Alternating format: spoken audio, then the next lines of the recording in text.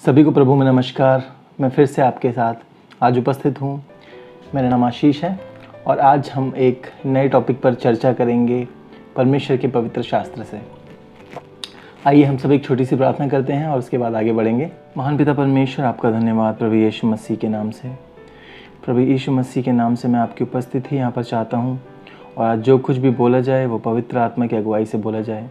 सुनने वाले लोगों के हृदय में बहुत आयत के साथ में बसने पाए और वो आशीष और अनुग्रह बहुत आयत के साथ में पाए। धन्यवाद करता हूँ पिता परमेश्वर, प्रार्थना को सुना है और पूरा किया है यीशु मसीह के नाम से, आमीन। मैं आशा करता हूँ आप सब लोग बहुत ही आनंदित और मगन होंगे। जैसा कि परमेश्वर का वचन कहता है, प्रभु में सदा आनंदित रहो। मैं फिर कहता हूँ आनंदित रहो। तो चाहे हालात कैसे भी हो, चाहे नेगेटिविटी आपके चारों ओर हो, लेकिन हम सदा आनंदित रहेंगे प्रभु यीशु मसीह के नाम से, आमीन। तो आज का हमारा टॉपिक है अन्य भाषा। तो हम अन्य भाषा के ऊपर बात करेंगे आज की अन्य भाषा क्या है और ये क्यों दी गई है और इसका पर्पस क्या है और कौन बोल सकता है और एक विश्वासी के जीवन में अन्य भाषा का महत्व क्या है। हम सब जानते हैं कि जब प्रभु यीशु मसीह जीवित हुए तो उन्होंने स्वर्ग में जाकर के हम सब के लिए एक सहायक भेजा और उस सहायक को हम लोग पवित्र आत्मा के नाम से जानते हैं।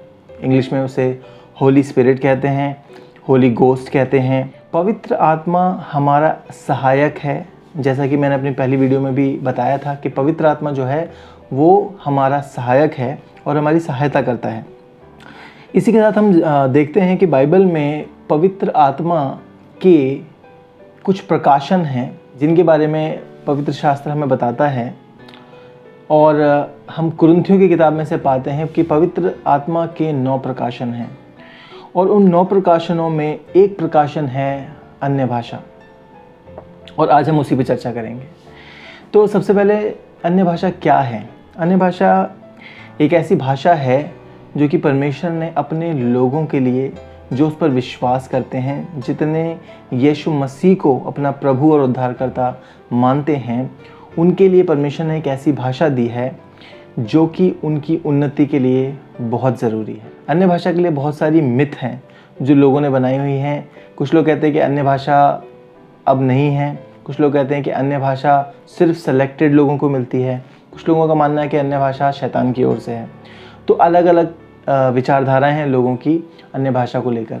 हम पवित्र शास्त्र से देखेंगे कि परमेश्वर का वचन क्या कहता है अन्य भाषा के विषय में। पहला कुरिन्थियों उसका 14वां अध्याय और उसके पहले पद से हम लोग पढ़ेंगे। प्रेम का अनुकरण करो और आत्मिक वरदानों की भी धुन में रहो, विशेष करके यह कि भविष्यवाणी करो, क्योंकि जो अन्य भाषा में बातें करता है वह मनुष्यों से नहीं परंतु परमेश्वर से बातें करता है, इसलिए कि उसकी बातें कोई नहीं समझता, क्योंकि वह भेद की बातें आत्मा में होकर बोलता है। तो बाइबल यहाँ पर हमें बताती है कि जो अन्य भाषा है, जब कोई व्यक्ति अन्य भाषा में बातें करता है तो वो किसी मनुष्य से बातें नहीं करता है लेकिन परमेश्वर से बातें करता है। तो एक चीज़ तो हमें पता चल गई कि अन्य भाषा की क्वालिटी क्या है, अन्य भाषा क्यों दी गई है। अन्य भाषा परमेश्वर ने इसलिए दिया है ताकि हम उस भाषा के ज़रिए परमेश्वर से बात कर सके। हम देखते हैं कि यहाँ पर बाइबल कहती है कि इसलिए उसकी बातें कोई नहीं समझता, क्योंकि वह भेद की बातें आत्मा में होकर बोलता है। तो हमने देखा यहाँ पर कि जब कोई व्यक्ति अन्य भाषा में बातें करता है तो वो भेद की बातें बोलता है। ये भेद क्या है? ऐसी चीज़ें जिन्हें कोई भी नहीं जानता, जिन्हें परमेश्वर ने भेद रखा है, सीक्रेट रखा है। शायद हमारे फ्यूचर की बात हो रही हो, शायद ऐसी कोई बात है जो हमारे साथ होने वाली है और हमें उसके बारे में नहीं पता है। कुछ ऐसे सवाल हैं जिनके जवाब हमारे पास नहीं है। तो जब हम अन्य भाषा में बातें करते हैं तो वो भेद की बातें, जो सीक्रेट बातें होती हैं, वो हमारा आत्मा जो परमेश्वर हमें दिया है वो प्रार्थना के ज़रिए परमेश्वर को बताता है, परमेश्वर से बातें करता है। 4था पद पढ़ेंगे हम लोग। जो अन्य भाषा में बातें करता है वह अपनी ही उन्नति करता है, परंतु जो भविष्यवाणी करता है वह कलीसिया की उन्नति करता है। जो अन्य भाषा करता है वो किसकी उन्नति करता है? अपनी ही उन्नति करता है। आजकल के टाइम में मैंने देखा है कि जो अन्य भाषा है ना, इसको लोग बहुत लाइटली लेते हैं और बहुत लोग तो इसकी वैल्यू भी नहीं समझते। मैंने बहुत सारे चर्चेज़ में और बहुत सारी कलीसियाओं में और बहुत सारे होम फेलोशिप्स में देखा है कि लोग अन्य भाषा बोलते ही नहीं हैं और उनको पता ही नहीं है कि अन्य भाषा होता क्या है, कैसे बोली जाती है, या फिर ये परमेश्वर ने हमारे बेनिफिट के लिए हमें दिया है, हमारे फ़ायदे के लिए दिया है। क्या हम नहीं चाहते कि हमारी उन्नति हो? चाहे हम शारीरिक उन्नति की बात करें या फिर हम आत्मिक उन्नति की बात करें, हर एक इंसान चाहता है कि वो उन्नति करे, आगे बढ़े, तरक्की करे। और अन्य भाषा परमेश्वर ने हमें इसलिए दी कि हम उसके द्वारा उन्नति करें, लेकिन लोग उसकी वैल्यू नहीं समझ रहे हैं। अन्य भाषा कितनी इम्पॉर्टेंट है, इतनी इम्पॉर्टेंट है कि जब पवित्र आत्मा सबसे पहले इस पृथ्वी पर आया, यानी कि जब चेलों के ऊपर पवित्र आत्मा उतरा, तो उन्होंने सबसे पहली चीज़ जो की वो अन्य भाषा बोली। अगर हम चाहें तो इसको पढ़ सकते हैं, प्रेरितों के काम उसका 2 अध्याय और उसका पहला पद से हम लोग पढ़ सकते हैं। जब पिन्तेकुस्त का दिन आया तो वे सब एक जगह इकट्ठे थे। एकाएक आकाश से बड़ी आंधी की सी सनसनाहट का शब्द हुआ और उससे सारा घर जहाँ वे बैठे थे गूंज गया, और उन्हें आग की सी जीभें फटती हुई दिखाई दी और उनमें से हर एक के ऊपर आ ठहरी। वे सब पवित्र आत्मा से भर गए और जिस प्रकार आत्मा ने उन्हें बोलने की सामर्थ्य दी, वे अन्य अन्य भाषा बोलने लगे। आप देख रहे हैं कि जब पवित्र आत्मा आया है सबसे पहले चेलों के ऊपर में, तो सबसे पहली चीज़, ये सबसे पहला जो प्रकाशन है आत्मा का, वो है अन्य भाषा। मेरा सवाल ये है कि आपको क्या लगता है कि क्यों परमेश्वर ने सबसे पहली चीज़ अन्य भाषा दी? जब पवित्र आत्मा उतरा, अन्य भाषा को परमेश्वर ने सबसे पहले प्रकट किया, या ये यूँ कहिए कि चेलों ने अन्य भाषा को सबसे पहले प्रकट किया, क्योंकि आत्मा के तो बहुत सारे प्रकाशन हैं, लेकिन जो सबसे पहली चीज़ चेलों ने प्रकट की वो थी अन्य भाषा। अगर ये इम्पॉर्टेंट नहीं होती, अगर ये ज़रूरी नहीं होती, तो चेले अन्य भाषा क्यों बोलते?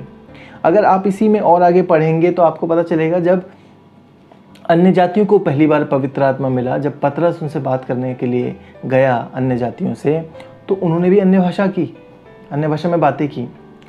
तो ये एक चिन्ह है जो कि बताता है कि परमेश्वर का आत्मा आपके पास है, आपके भीतर है। दूसरी चीज़ जो लोग कंफ्यूज रहते हैं, वो उन्हें लगता है कि जो अन्य भाषा है वो परमेश्वर का आत्मा हमें कंट्रोल करेगा और फिर हमारा मुंह अपने आप से चलने लगेगा।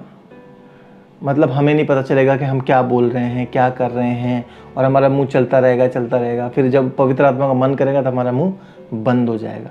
तो पवित्र आत्मा कभी भी इस तरीके से आपको अन्य भाषा नहीं बुलवाएगा। अगर इस तरीके से आपके साथ हो रहा है तो वो पवित्र आत्मा नहीं है, वो दुष्ट आत्मा है, क्योंकि दुष्ट आत्मा आपके शरीर को कंट्रोल करता है, पवित्र आत्मा आपके शरीर को कंट्रोल नहीं करता। पवित्र आत्मा आपकी पर्सनैलिटी के अकॉर्डिंग आपके जीवन में काम करता है। जैसे हम हैं, जैसा हम सोचते हैं, पवित्र आत्मा उस अनुसार हमारे जीवन में आशीषें देता है, उस अनुसार उसके जो प्रकाशन है वो हमारे जीवन में प्रकट होते हैं। सिमिलरली जो अन्य भाषा है वो तब तक प्रकट नहीं होती है जब तक कि हम उसे बोलना शुरू नहीं करते हैं।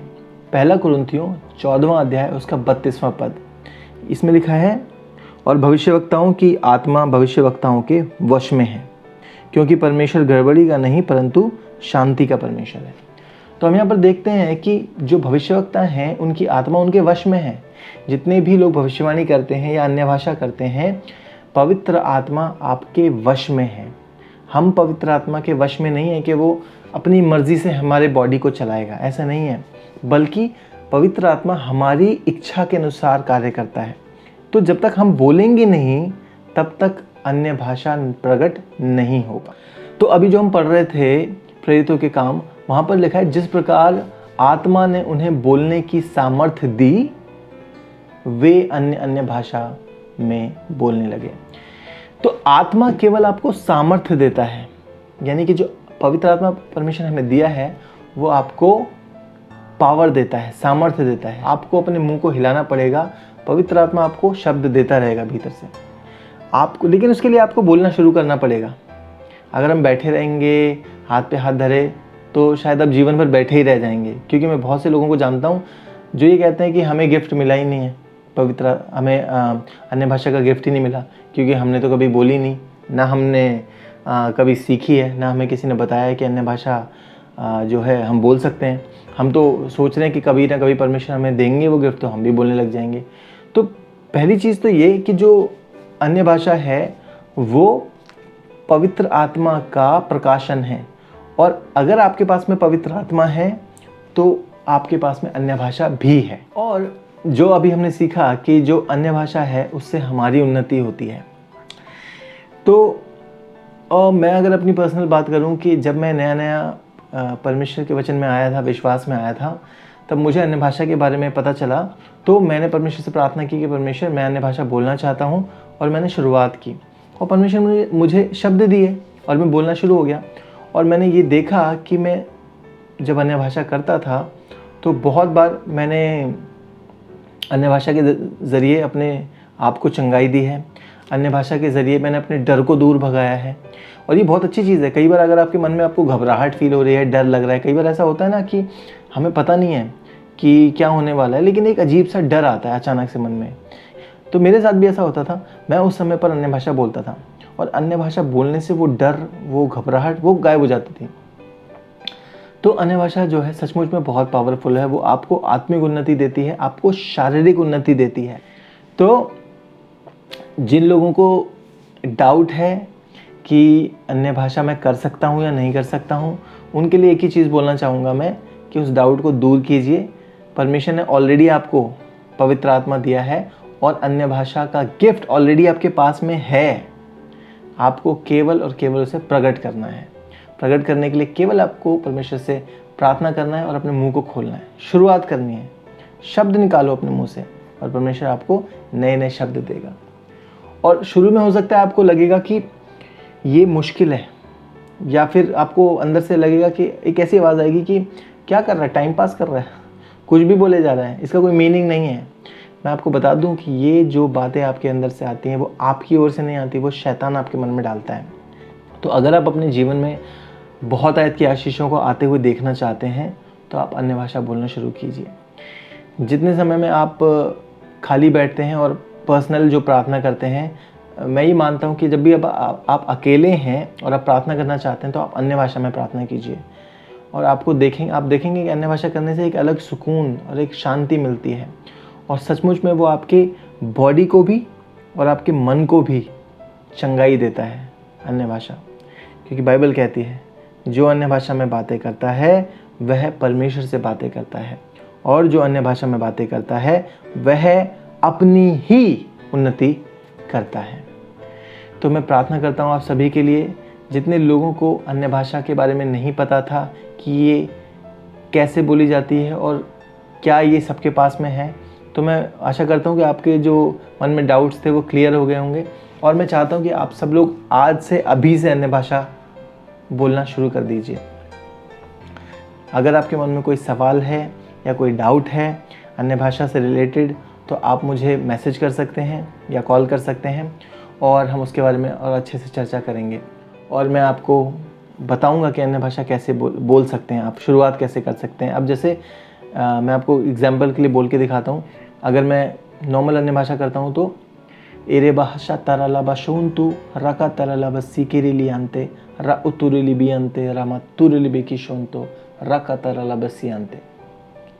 मैं इसी को लाउड बोल सकता हूँ, हो शांतारला बसीरी लियांते रबा सखन तोरलो स्लो रा तारला बसीरी लियांते रबा सिखीन तिरी लिबियांतो। तो मैं जब चाहूँ उसको बोल सकता हूँ, जब चाहूँ रोक सकता हूँ। ये बहुत आसान है, केवल हमको शुरुआत करनी है। और अगर आपको लग रहा है कि ये सब ऐसे ही है, एवं ही है, तो आप गलत धारणा में जी रहे हैं। बहुत पावरफुल चीज़ है। अगर आपके पास में पवित्र आत्मा है ना, तो आपको उसको प्रकट करना शुरू कर देना चाहिए। और ये एक ऐसा गिफ्ट है जिसकी शुरुआत आप कर सकते हैं प्रकट करने की। जब हम अन्य भाषा में बातें करना शुरू करते हैं तो बाकी के गिफ्ट्स आप देखेंगे कि वो भी आपके जीवन में बढ़ने लगेंगे। आप अपने जीवन में दूसरे गिफ्ट्स को भी प्रकट होता हुआ देखना शुरू कर देंगे। तो इन सभी बातों से परमेश्वर आपको बहुत बहुत आशीष दे। सभी को जय मसीह की। शलोम। God bless you.